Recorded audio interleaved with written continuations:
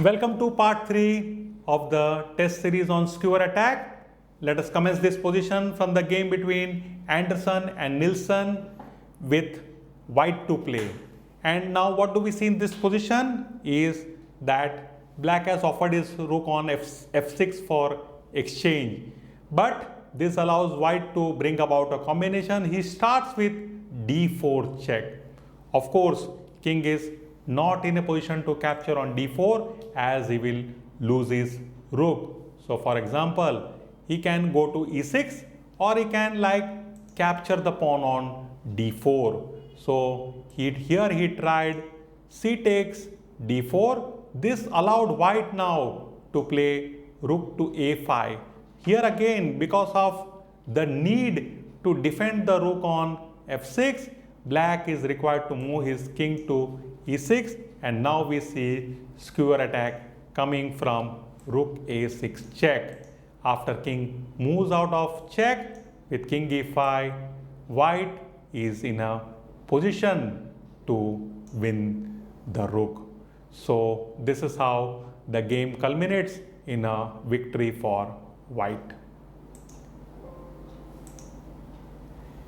Number 14 or second of part 3 series, it is white to play, and this position is from the game between Meeking and Ten, the great antique Meeking. And here all forcing moves that are simply brilliant.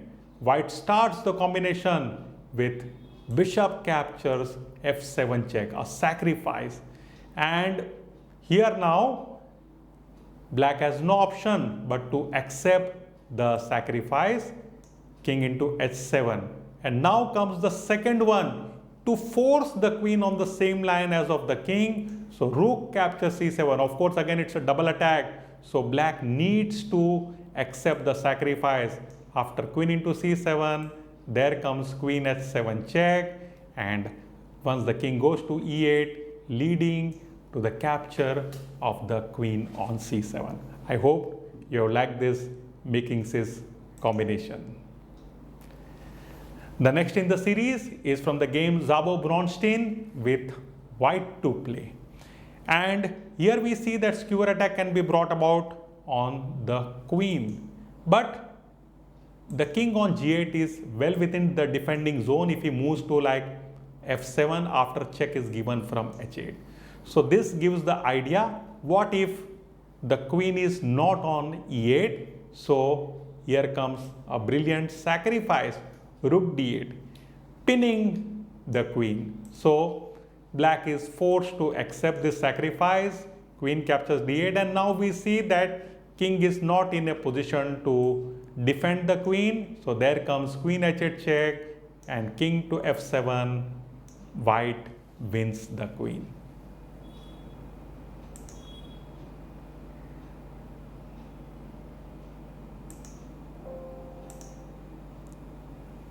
Next in the line, it's from the game Paolo versus De Angelis with white to play. And now how to bring about a skewer attack. As you can see, the target will be queen on c7. So white starts this with a super sacrifice, rook into g7. This forces king into g7.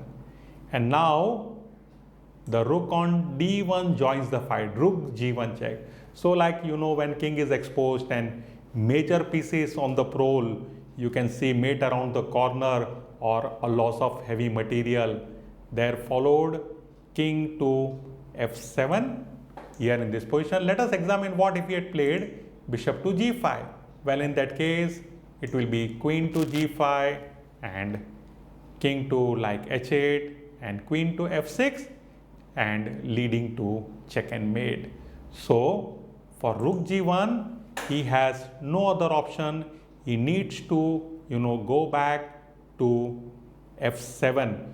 By moving to f7, he is also protecting the bishop on f6. That is must. Otherwise, if he goes to any other square, queen would capture the bishop. So king to f7, and now comes queen to h7 and three pieces in the same line.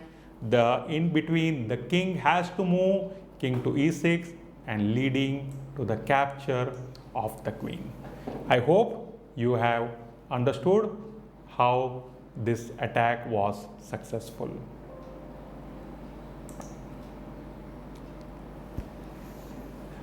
This position from the game between Chandler and Putyatan, played at the then USSR in 1972, is a beautiful way, demonstration of how to bring about a skewer attack. Black king is exposed, but like white needs time, and he should in fact blow it immediately, otherwise black will regroup. So here let us see the advantages. Here like we see the rooks on d file applying x-ray to rook on d8, so this pawn basically cannot cannot capture something. So this brings the idea knight takes e5. Beautiful sacrifice. And what is the plan? The plan is simple. White intends to move his queen to h3, capture h7, and then capture the queen. So now what are the options left for black? He can of course play king into e5. Let us examine also f into e5 first. So f into e5, then skewer attack comes from queen h6 check. This is easy. Forces king on the 7th rank to king e7, and now comes skewer attack, queen h7 and king e8, queen into c7. So it is not possible for black to play f captures e5. For d captures e5, it is simple, like if he plays d captures e5, he loses the rook on d8. As I said earlier, the d pawn is not in a position to capture the knight.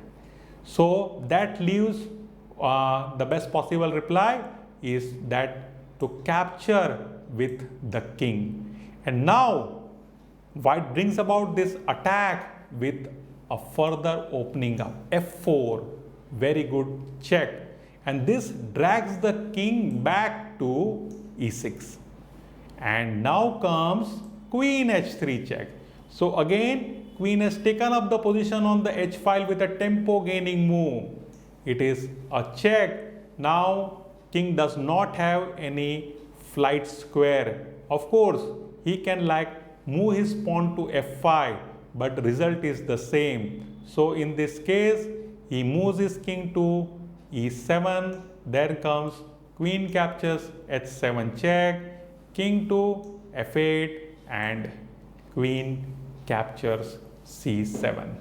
So I hope you have understood this idea, how white initiated a sacrifice, opened up the line for his queen to invade in the position.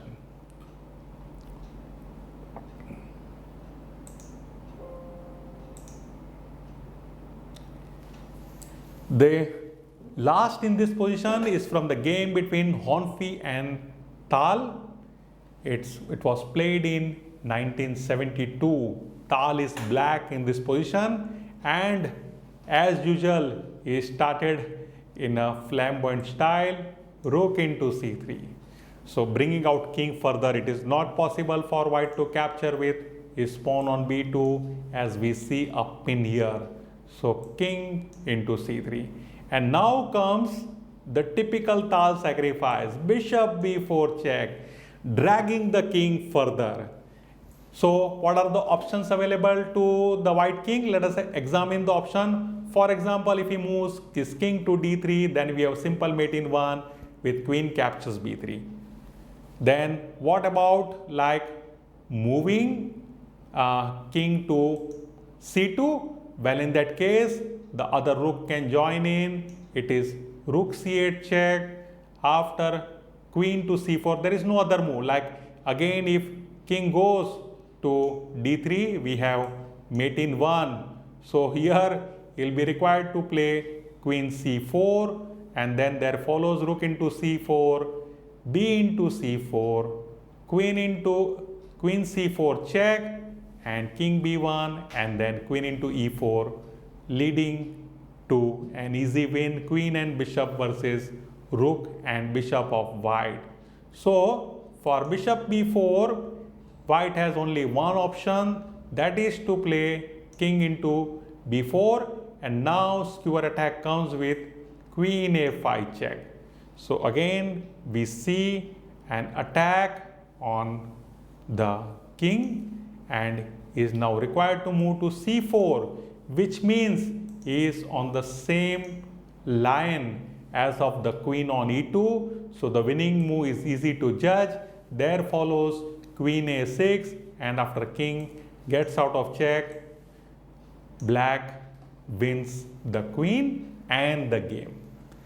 With this, friends, we have concluded the solutions on skewer. I hope you have been able to understand the explanation given by me. Do come back to this video in case you find it difficult on the second time when you revise this chapter, and I am confident that you will be able to find it very easily. So bye for now, and I will be back with the next in the series, that is the chapter on back rank. Bye for now.